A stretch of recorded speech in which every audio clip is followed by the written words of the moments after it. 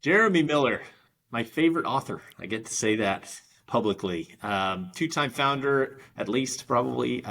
Currently strategy consultant, so you can work with Jeremy to make your business better.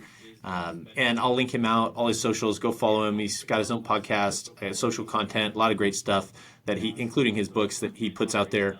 But today, Jeremy is going to talk about revenue plateaus and how to take your business to the next level. So if you want to take it away, Jeremy.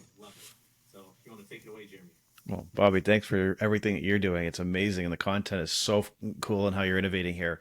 So Thank you. topic is revenue plateaus. So what are they? Well, companies have predictable revenue plateaus or stages of growth. And in most cases, they kind of fall around 1 million, 5 million, 10 million, 25, 50, 100, 250, etc. And they continue to grow.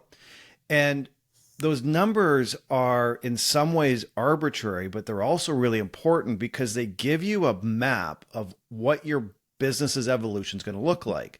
And the way I like to think of it is there's really two values here. The first one is instead of planning what your business is going to look like in 10 years or some big aspirational goal, what do you need to do to get to the next level? So if you're a $5 or $10 million business, what's it take to get from 5 to 10 or 10 to 25?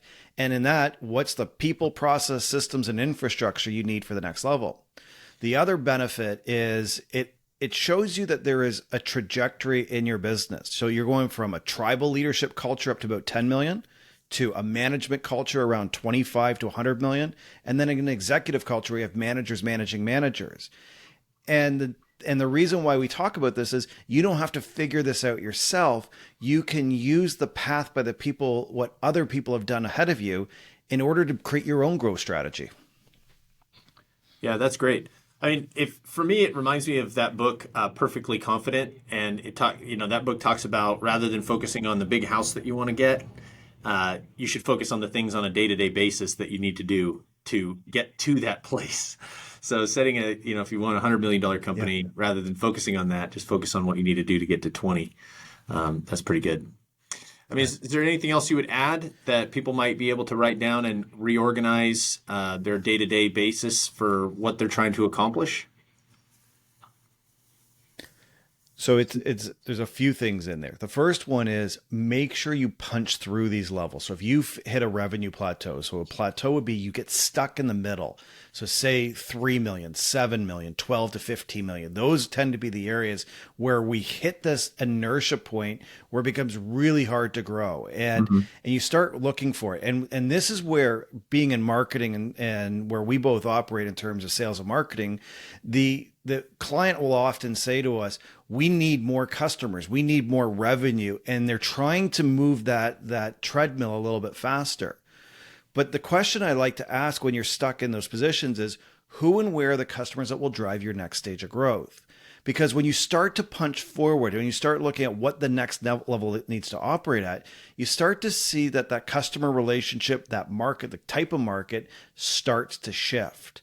And a good example might be, say you're an engineering consulting firm at 10 million. Well, you might be selling really complex deals and doing a lot of professional services because that's what the market requires at that size. You just say yes in order to win. But at 25 or 50 million, you have to be much more systematized. It has to look like a factory where you're shipping product. And that means the complexity becomes the problem. So more customers isn't going to grow the business. It's getting to that customer and that type of customer of the next level. So so the action item, the takeaway today is to really look at wherever you are on the spectrum. 1 million, 5, 10, 25, 50, 100 or beyond, and just say, what's the next logical plateau and what does the business need to look like? And then you can make action plans for this year to say, what's the infrastructure in terms of people, systems, and customers that you'll need in order to operate at that next level. When you start to break it down and look at this through a systems lens, it makes your life so much easier. Yeah, I bet. And it makes decisions easier too, because that's not the right client for me or the right solution. So very cool. Well, thanks so much, Jeremy. Anybody who wants to reach out to him, I have the links in wherever this video is posted, and I would encourage you to go buy his books and learn more. Anything else to add? That's amazing. All right. No, that's a fantastic way to wrap it up, and thanks for having me. You got it.